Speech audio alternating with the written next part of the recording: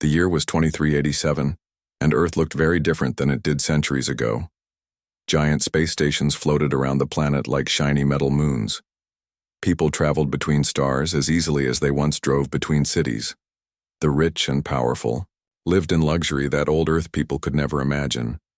High above Earth's clouds sat New Monaco, the most expensive space station in the solar system. Only the wealthiest people in the galaxy could afford to stay there.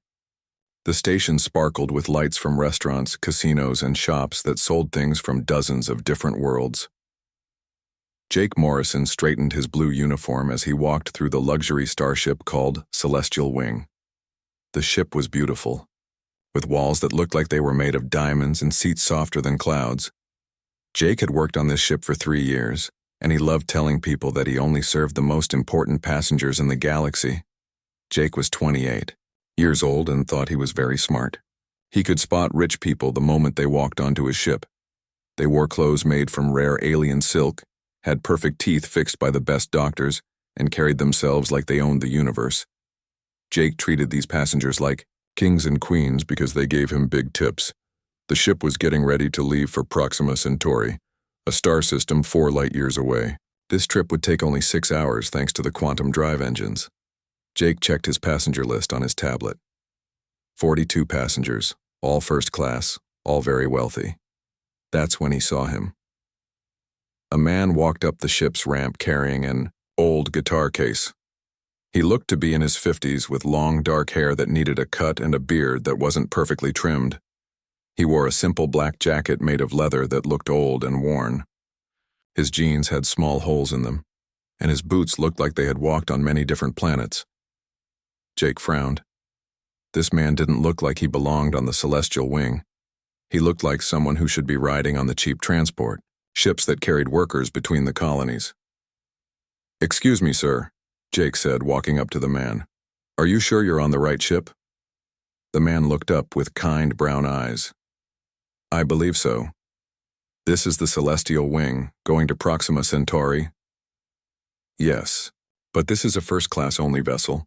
Maybe you want the transport dock, it's on level 15. The man smiled gently and pulled out his ticket. It was a real first-class quantum ticket, glowing with security codes that couldn't be faked. Jake's eyes widened as he scanned it with his tablet. "John." "That's just John?" Jake read from the ticket. "No last name?" "Just John is fine," the man said quietly. Jake shook his head.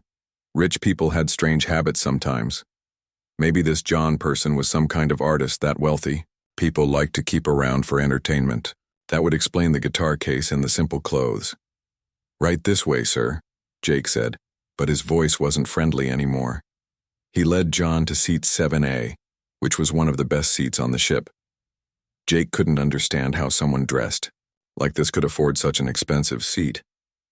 As John settled into his seat, he pulled out something that made Jake stare. It was a book. A real paper book with yellow pages and a worn cover. Jake hadn't seen a real book in years. Everyone used tablets and BrainLink readers now. "Interesting choice of entertainment," Jake said with a smirk. "Most of our passengers prefer the latest virtual reality stories." John looked up from his book. "I like the feel of real pages. There's something special about books that have been touched by many hands." Jake rolled his eyes. This passenger was definitely strange. Lisa Parker, another flight attendant, walked over. She was a kind woman who had worked in space travel for 10 years. "Is everything okay here?" she asked. "Oh yes," Jake said loudly enough for other passengers to hear. "I was just helping our unique passenger get settled." Lisa looked at John, who was quietly reading his book.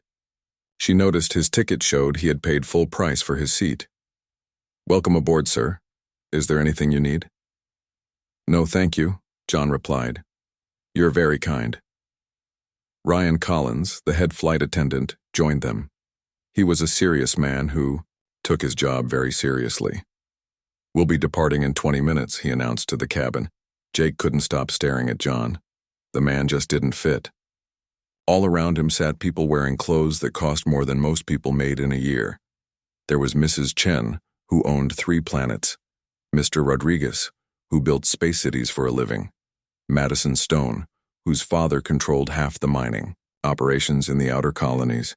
And then there was John, reading his old book like he was sitting in a park on Earth. "Tell me," Jake said, sitting on the arm of an empty seat near John. "What brings you to Proxima Centauri? Business or pleasure?" John closed his book, keeping his finger on his page. "I have some meetings to attend." "What kind of meetings? Are you in entertainment? Music, maybe?" Jake pointed at the guitar case. "Something like that," John answered. Jake grinned. He was right. This man was probably some kind of street musician trying to make money from the rich colonists. That explained everything: the old clothes, the guitar, the mysterious one named Ticket. Some wealthy passenger probably felt sorry for him and bought him a ticket. "Well, I hope you enjoy the flight," Jake said. "It's quite different from whatever you're used to, I'm sure." John just smiled and went back to his book. As the ship prepared for departure, Jake started telling other crew members about their unusual passenger. "Can you believe it?" he whispered to Lisa. "Look at him. He looks like he just walked off a farm on some backwater planet." Lisa wasn't comfortable with Jake's attitude. "He seems nice enough. And he did pay for his ticket." "Someone paid for his ticket," Jake corrected. "Probably as charity." The ship's engines hummed to life. Soon they would be traveling faster than light, crossing the vast emptiness between stars. Jake looked around the cabin at all the important, wealthy passengers. And there sat John, still reading his old book, completely unaware that he was about to become the target of Jake's worst behavior. The flight attendant had decided that this strange, simply dressed man with his guitar case and worn clothes was going to provide entertainment for the trip. Jake had no idea that he was about to make the biggest mistake of his life. The Celestial Wing pulled away from New Monaco Station with a gentle push. Through the large windows, passengers could see Earth getting smaller as they moved into deep space. In a few minutes, the quantum drive would kick in and they would jump to faster than light speed. Jake Morrison walked through the cabin checking on passengers. He stopped at every seat to offer drinks, snacks, and small talk. When he reached the wealthy passengers, his voice became warm and respectful. But when he looked at John, his smile turned cold. "Can I get you anything to drink, sir?" Jake asked John, but his tone was different. It was the voice someone might use when talking to a child who had done something wrong. John looked up from his book. "Just water, please, thank you."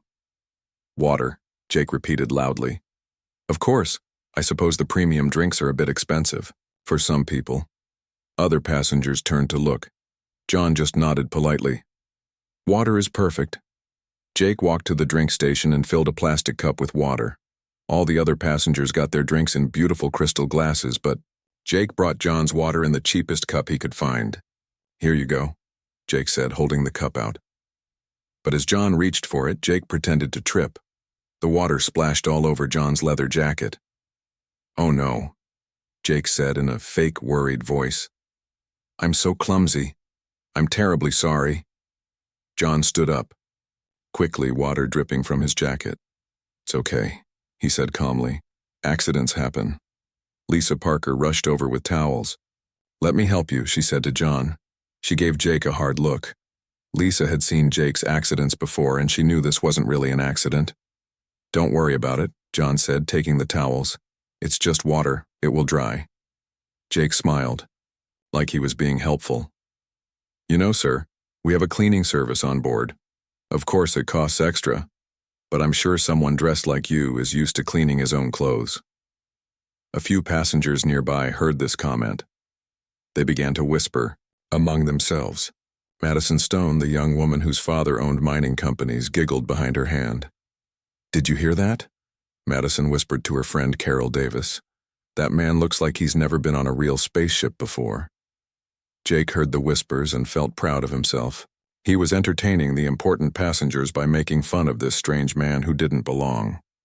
Ryan Collins, the head flight attendant, was busy in the front of the cabin and didn't see what happened.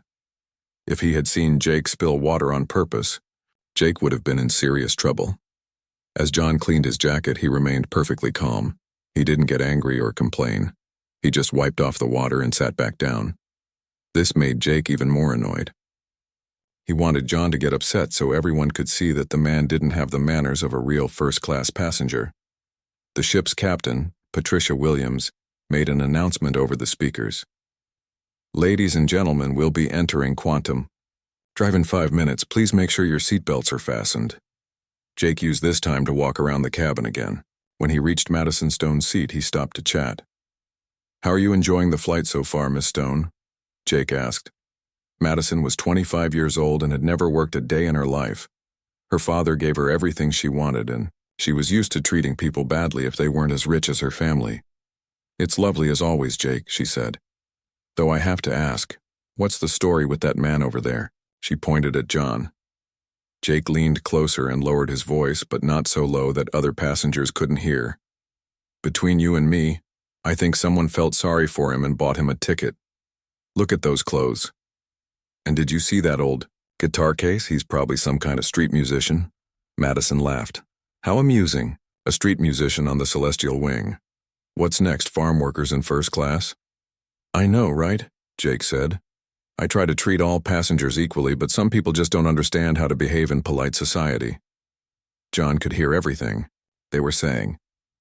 His seat was close enough that every word reached him clearly, but he just kept reading his book. The pages were yellow with age, and the cover was so worn that the title was hard to read. Carol Davis joined the conversation. "What kind of book is he reading? It looks ancient." Jake walked over to John's seat. "Excuse me, sir," he said in a voice that wasn't polite at all. "The other passengers are curious about your book. We don't see many paper books these days. Most educated people use modern reading devices." John held up the book so they could see the cover. It was a collection of poems by someone named Rumi. "Poetry," Madison said with a smirk. "How artistic." "I bet he writes his own songs," Carol added. "Probably plays them on street corners for coins." Jake laughed. "Well, sir, maybe you can play something for us later. I'm sure our passengers would enjoy some authentic entertainment." John closed the book and looked at Jake directly. His eyes were kind but serious. "I don't think that would be appropriate." "Oh, come on," Jake pushed. "Don't be shy. I bet you're used to performing for people, though I guess the audience here is a bit different from what you're used to." Lisa Parker had been watching this whole scene, and she felt sick to her stomach. She walked over to Jake and pulled him aside. "What are you doing?" she whispered angrily. "Just having some fun," Jake replied. "The passengers are enjoying it. You're being cruel to that man for no reason. He's done nothing wrong." Jake shrugged. "Look at him, Lisa. He doesn't belong here. I'm just pointing out the obvious." "His ticket is just as valid as anyone else's," Lisa said. Meanwhile, John had gone back to reading his book. He seemed completely unbothered by the comments and laughter around him. This peaceful reaction made Jake even more determined to get a rise out of him. The quantum drive engaged with a low hum. Outside the windows, the stars began to stretch into long lines of light as the ship jumped to faster-than-light speed. They were now traveling between star systems, crossing distances that would take regular ships hundreds of years. Jake decided to make one more comment before the drink service ended. He walked back to John's seat with a big smile on his face. "Sir, I just want you to know that we're very honored to have such a unique passenger aboard today. It's not often we get to meet real artists on their way to find work in the colonies." John looked up one more time. "Thank you for your kindness," he said simply. Jake didn't know what to say to that. He had expected John to get angry or embarrassed, but the man just thanked him. It was like John didn't even understand that he was being insulted. As Jake walked away, he shook his head. This passenger was definitely the strangest person he had ever met on the Celestial Wing. 2 hours into the flight, the meal service began. The Celestial Wing was famous for having the best food in space. The chefs prepared meals using ingredients from 12 different planets, and everything was served on gold plates. Jake pushed the food cart through the cabin, giving each passenger a menu printed on real paper. When he reached John's seat, he dropped the menu on the man's lap instead of handing it to him politely. "Today's special is Martian beef with vegetables from Europa," Jake announced to the cabin. Of course, there are cheaper options for those, watching their budget. John picked up the menu and studied it carefully. Everything looks wonderful, he said. I'll have the fish, please. The fish is our most expensive item, Jake said loudly. Are you sure you can afford it? I think I can manage, John replied calmly. Madison Stone laughed from her seat. Maybe he's saving up all his street performance money for one fancy meal. As Jake prepared John's plate, he made sure to give him smaller portions than the other passengers. He also forgot to include the special sauce that came with the fish. Dr. Nathan Cross sat 3 seats away from John. Nathan was a famous scientist who studied planets and space. He had been listening to the mean comments about John, and he didn't like what he was hearing. Excuse me, Nathan said to Jake. I think you forgot something on this gentleman's plate. Jake looked annoyed. I gave him exactly what he ordered. The fish comes with Europa sauce. His plate doesn't have any. Jake sighed like this was a big problem. Fine, I'll get some sauce. He walked away, shaking his head. While Jake was gone, Nathan leaned over to talk to John. I'm sorry about the way you're being treated. That young man has no manners. John smiled. It's all right. Everyone has bad days. You're very patient, Nathan said. Are you traveling for business? Yes, John replied. I'm going to Kepler 442b for some meetings. Nathan's eyes widened. Kepler 442b was where the big peace talks were happening. The planet was home to an alien race called the Zephyrians, and there were serious problems between them and the human colonies. Those must be important meetings, Nathan said carefully. The situation on Kepler 442b is very delicate right now. John nodded. Yes, it is. The Zephyrians are upset about mining operations near their sacred sites. Both sides need to find a way to work together peacefully. Nathan was surprised. Most people didn't know much about the Zephyrian situation. The news reports kept most details secret, but John spoke like he knew exactly what was happening. Have you studied the Zephyrian culture? Nathan asked. A little, John said. They're a very spiritual people. They believe that certain places on their planet hold the memories of their ancestors. When human miners started digging near these sites, it was like someone was destroying their churches. Nathan stared at John. This simple-dressed man was talking about alien psychology like he was an expert. Nathan had spent years studying different alien races, and John's understanding was deeper than most university professors. Jake came back with a tiny cup of sauce. He put it on John's tray like he was doing him a huge favor. There you go, Europa sauce. That'll be an extra 5 credits. The sauce is included with the fish, Nathan said firmly. I've eaten on this ship many times. Jake's face turned red. Fine, no charge. He walked away quickly. As John ate his meal, the ship suddenly shook. The lights flickered and several passengers gasped in fear. Captain Williams' voice came over the speakers. Ladies and gentlemen, we're experiencing some turbulence from a solar storm. Please remain in your seats while we adjust our course.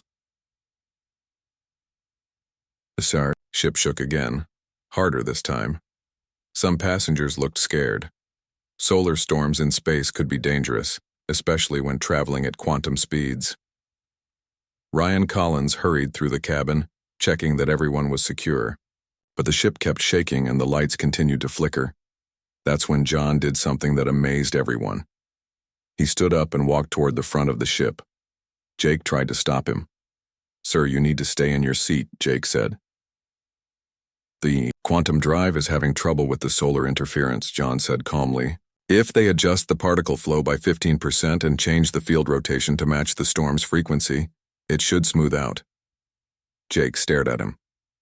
What are you talking about? Ryan Collins had heard John's comment. Did you say adjust the particle flow? Yes, John replied. Solar storms create electromagnetic waves that interfere with quantum drives, but if you match the drive's frequency to the storm's natural rhythm, the ship will ride with the waves instead of fighting against them. Ryan looked confused, but he called the bridge on his communicator. Captain, we have a passenger here who thinks he knows how to fix the turbulence. Captain Williams' voice crackled through the speaker. Put him on. Ryan handed the communicator to John. Captain, this is John. I suggest adjusting your quantum particle flow to 0.85 normal output and rotating your containment field to match the solar storm's electromagnetic frequency. There was silence for a moment. Then Captain Williams said, How do you know about quantum drive mechanics? I've spent some time around spaceships, John said simply. Stand by, the captain said. A minute later, the shaking stopped. The lights became steady and the ship flew smoothly again. Captain Williams's voice returned. That worked perfectly. Thank you, whoever you are. John handed the communicator back to Ryan and returned to his seat like nothing had happened. The entire cabin was quiet. Everyone stared at John as he calmly picked up his fork and continued eating his fish. Dr. Nathan Cross was the first to speak. That was incredible. How did you know how to fix a quantum drive? John swallowed his bite of food.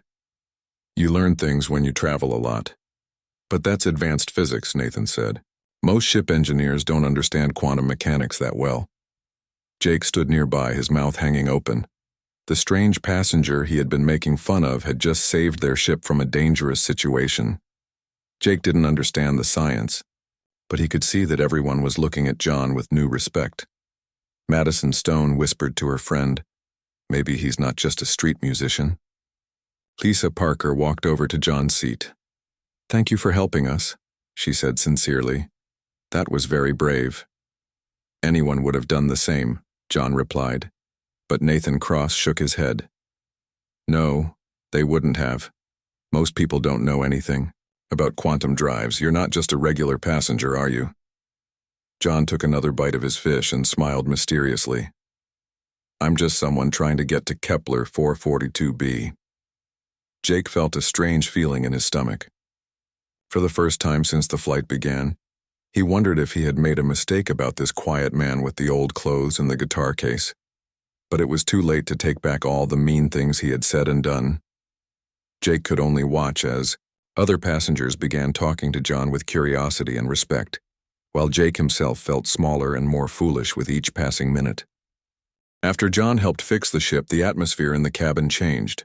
Passengers who had laughed at his simple clothes now looked at him with curious eyes. But Jake Morrison wasn't ready to admit he had been wrong. Lucky guess, Jake muttered to Lisa Parker as they cleaned up the meal service. Anyone could have said that stuff about quantum drives. Lisa shook her head. Jake, that wasn't a guess. He knew exactly what to do. Captain Williams said his advice worked perfectly. So what? Jake replied stubbornly. Maybe he read about it somewhere. That doesn't make him important. But deep down, Jake was starting to feel worried. The way John had spoken to the captain, the way he knew about the Zephyrian situation, the calm confidence in his voice, it was all making Jake nervous. 3 hours into the flight, they approached a fuel station called Titan Base. It was a huge metal structure floating in space with long arms that could refuel ships while they traveled. The Celestial Wing would stop there for 30 minutes to fill up its quantum fuel tanks. As they got closer to the station, John's communication device started beeping. It was a small, simple-looking device that he pulled from his jacket pocket. But when he activated it, something strange happened.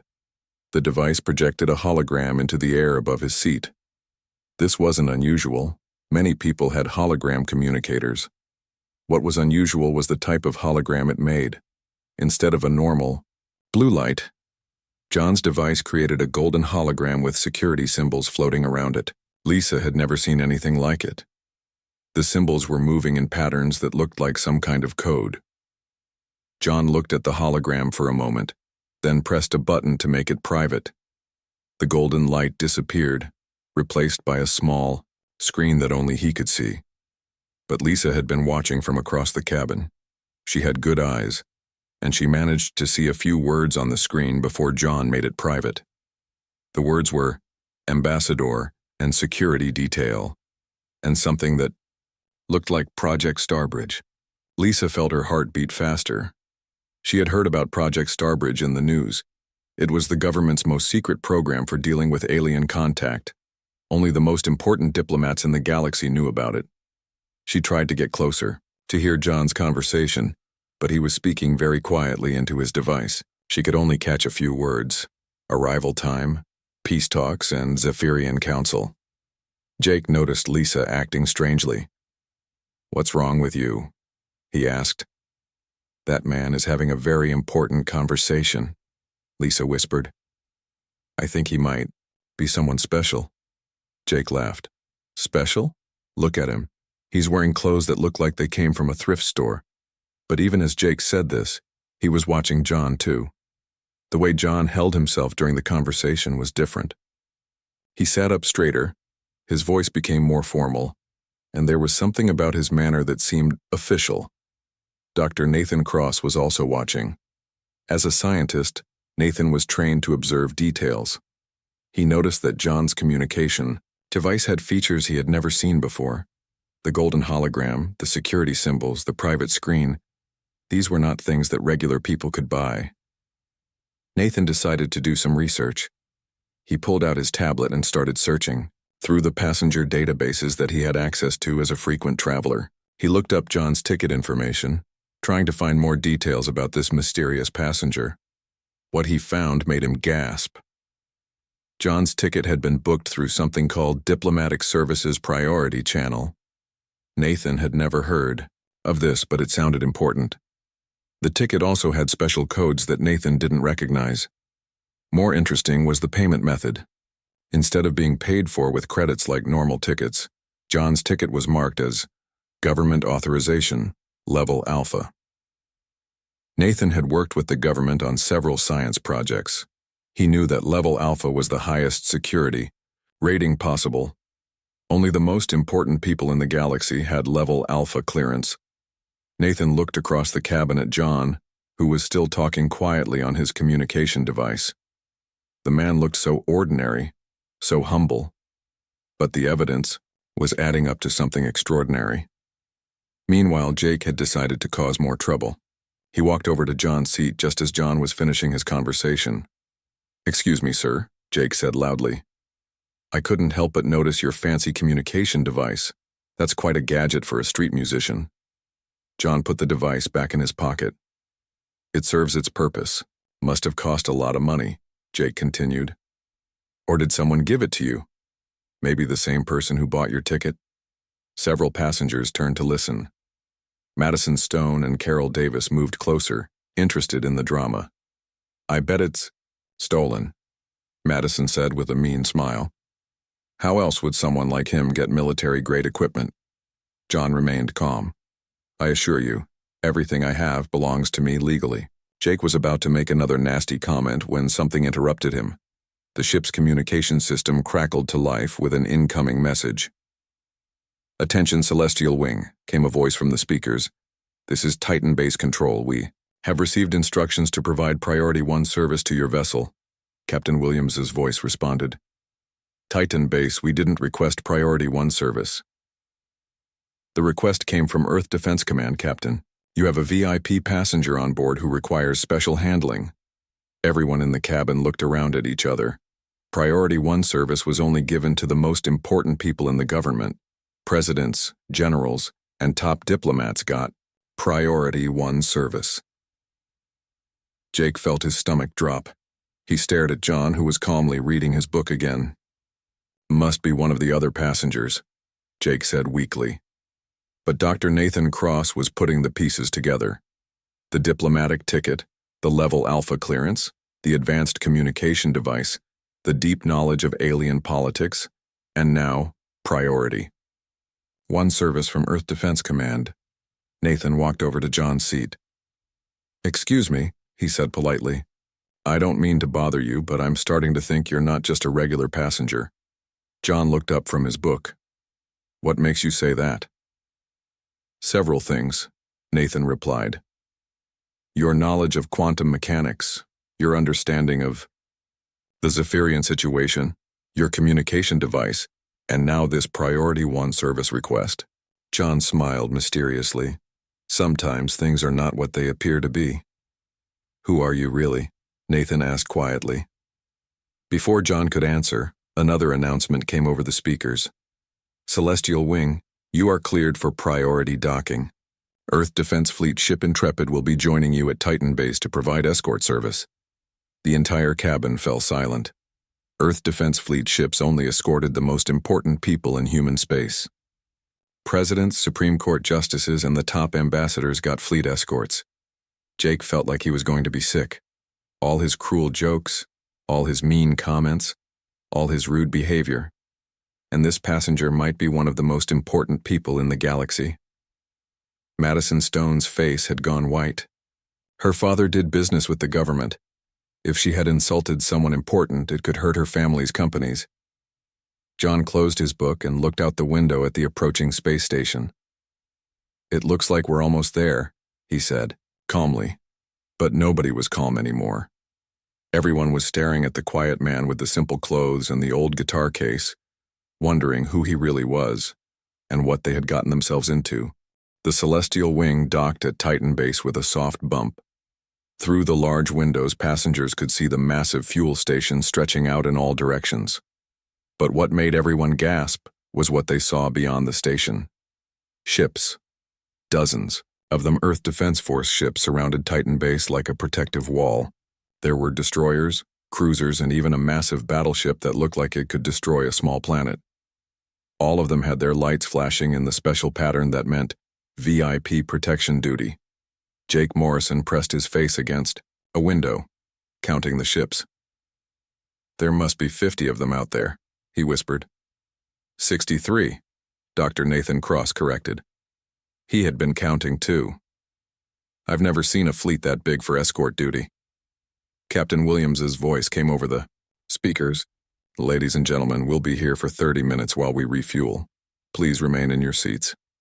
We have special security procedures to follow today. Jake looked at John, who was still reading his book like nothing unusual was happening. But Jake noticed something different now.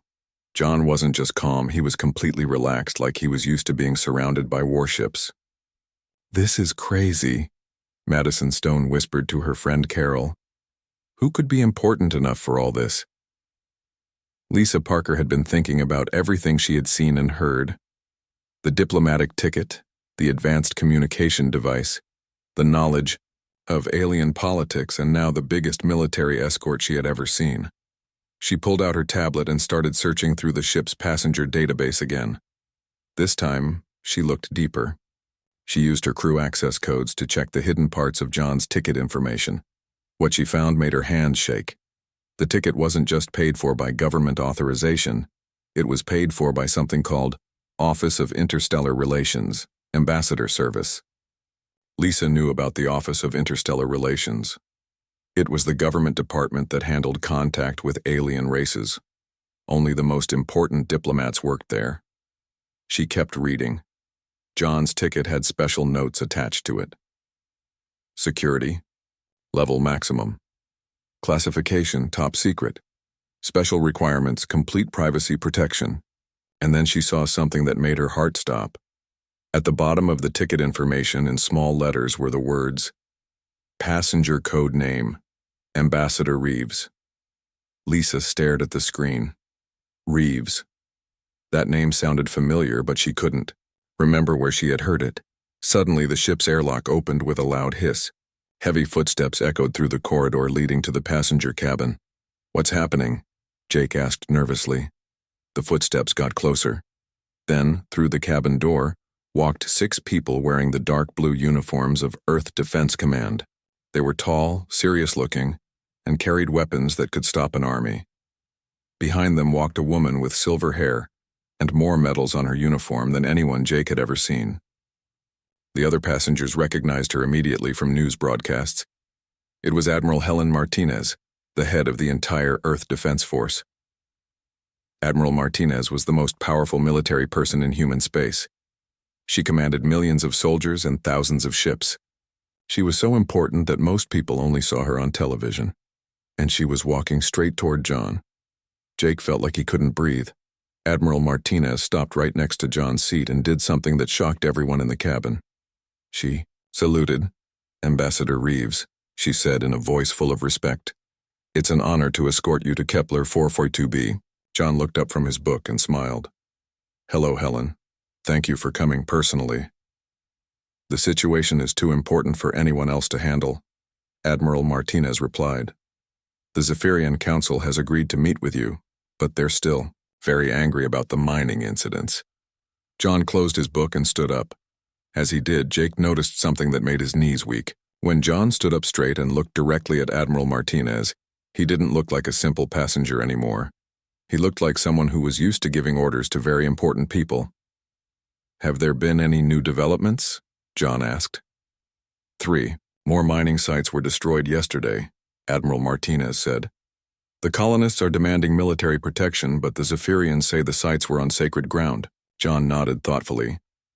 Then we need to move quickly. How long until we reach Kepler 442b? 2 hours, sir. We have a full escort ready.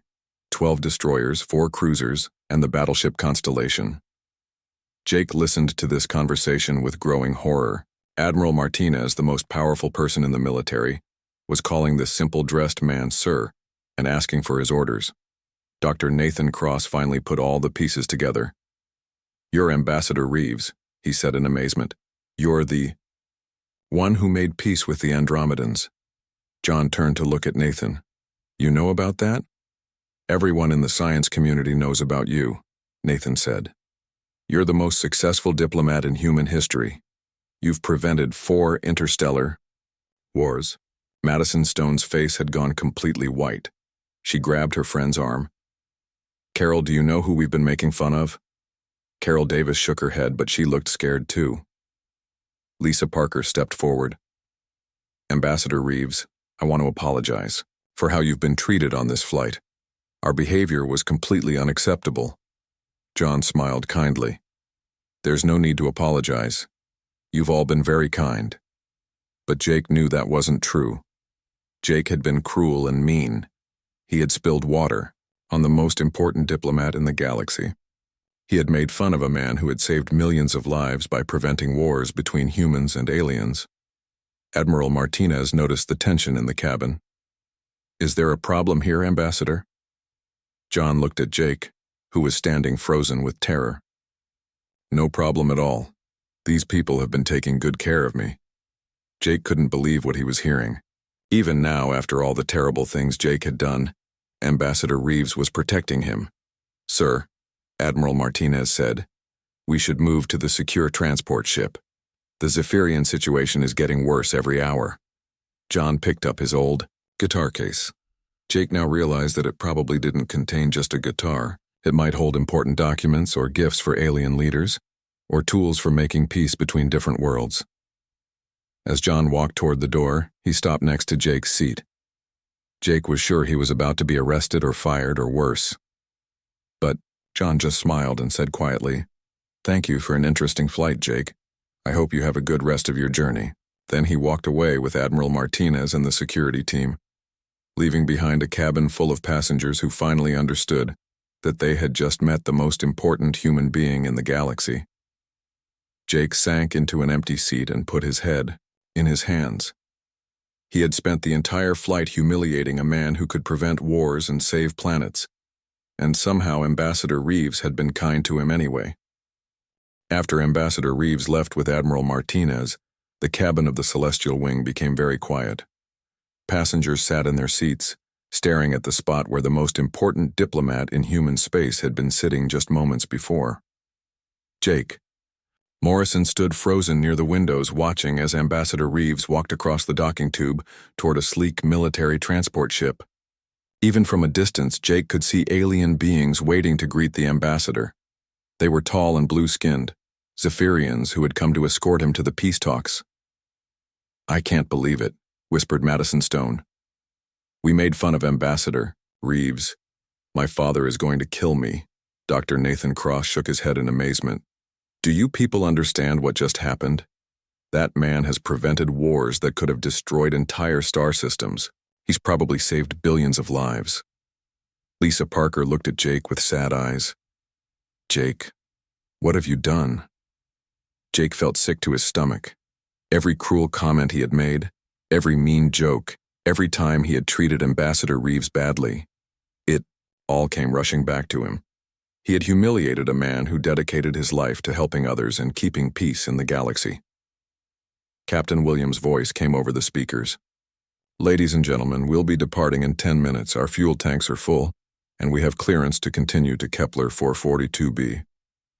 As the ship prepared to leave, Jake noticed something on his personal communication device.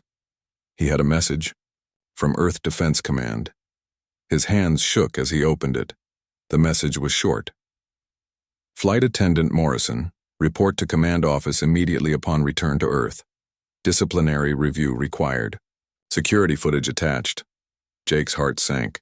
The ship's security cameras had recorded everything. Every insult, every cruel joke, every time he had been mean to Ambassador Reeves. Earth Defense Command had seen it all. He opened the attached video file and watched himself spilling water on the ambassador's jacket. He saw himself making fun of the ambassador's clothes and guitar case. He heard his own voice saying terrible things about one of the most respected people in human space. Jake realized his career was over. No luxury ship would ever hire him again. He might not be able to get any job in space travel at all, but that wasn't the worst part. The worst part was knowing that he had been cruel to someone who didn't deserve it. Ambassador Reeves had been nothing but kind and patient, even when Jake was treating him terribly. As the Celestial Wing pulled away from Titan Base, Jake made a decision. He walked to the ship's communication center and sent a message to Earth Defense Command. "This is Jake Morrison," he wrote. "I want to confess that I treated Ambassador Reeves very badly during his flight. I was rude, cruel, and unprofessional. I know I will be fired, and I deserve it. But I want you to know that Ambassador Reeves was kind to me even when I was terrible to him. He protected me when Admiral Martinez asked if there were problems. He is a better person than I will ever be." Jake sent the message and sat down heavily in a chair. Lisa Parker sat down next to him. "That was brave," she said quietly. "No, it wasn't," Jake replied. Brave would have been treating him with respect from the beginning. 3 hours later, they arrived at Kepler 442b. Through the windows, passengers could see a beautiful planet covered in purple oceans and silver forests. Floating above the planet were hundreds of ships, human vessels, and alien Zephyrian ships working together. As they landed at the spaceport, passengers could see crowds of reporters and government officials waiting. But they weren't there for the passengers. They were there to cover the peace talks that Ambassador Reeves would be leading. When the passengers left the ship, Jake was the last one to walk down the ramp. He was surprised to see a man in an Earth Defense uniform waiting for him. "Jake Morrison?" the man asked. "Yes, sir," Jake replied, expecting to be arrested. "I'm Commander Phillips. I have a message for you from Ambassador Reeves." Jake couldn't believe it. "A message for me?" Commander Phillips handed Jake a sealed envelope. Inside was a handwritten note on simple paper. "Dear Jake," the note said, "I know you're probably feeling bad about our flight together, but I want you to know that everyone makes mistakes. What matters is what we do after we realize we've made them. You have a choice now. You can let this experience make you bitter, or you can let it teach you to be kinder to others. I hope you choose kindness. The galaxy needs more people who care about treating others well. If you're interested, there's a job opening with the Colonial Aid Service. They help people on new planets get started with their lives. It's hard work, but it's important work. Think about it. Sincerely, Keanu Reeves, Ambassador." Jake read the note 3 times. Ambassador Reeves wasn't angry with him. Instead, he was offering Jake a chance to do something meaningful with his life. At the bottom of the note was another message. "P.S. I've talked to Earth Defense Command about the security footage. You won't be charged with anything. Everyone deserves a second chance." Jake felt tears in his eyes. He had been so cruel to this man, and Ambassador Reeves had not only forgiven him, but was trying to help him become a better person. 2 weeks later, Jake found himself on a small colony planet called New Hope. He was working for the Colonial Aid Service, helping families who had lost everything in space accidents. It was hard work, and the pay wasn't very good. But every day, Jake helped people who really needed help. Sometimes late at night, Jake would read news reports about Ambassador Reeves. The peace talks on Kepler 442b had been successful. Humans and Zephyrians had signed an agreement that protected the aliens' sacred sites while allowing humans to mine in other areas. Another war had been prevented. Jake kept the ambassador's note in his pocket at all times. Whenever he felt frustrated or angry, he would read it again. It reminded him that everyone deserved to be treated with kindness and respect, no matter how they looked or dressed. Madison Stone wasn't so lucky. When her father learned that she had insulted Ambassador Reeves, he was furious. Her family's mining company lost several government contracts. Madison had to get a real job for the first time in her life, working as a clerk on a space station. But she learned something important too. She learned that judging people by their appearance was not only wrong, but could be very expensive. Dr. Nathan Cross wrote a paper about his experience meeting Ambassador Reeves. He titled it, "True Greatness Wears Simple Clothes." It became famous throughout human space. Lisa Parker was promoted to head flight attendant on the Celestial Wing. She made sure that all crew members were trained to treat every passenger with respect, no matter how they looked. Years later, when people asked Jake about the most important lesson he had ever learned, he would tell them about the day he met a man in simple clothes who turned out to be the most important person in the galaxy. "I learned that you should never judge someone by how they look," Jake would say.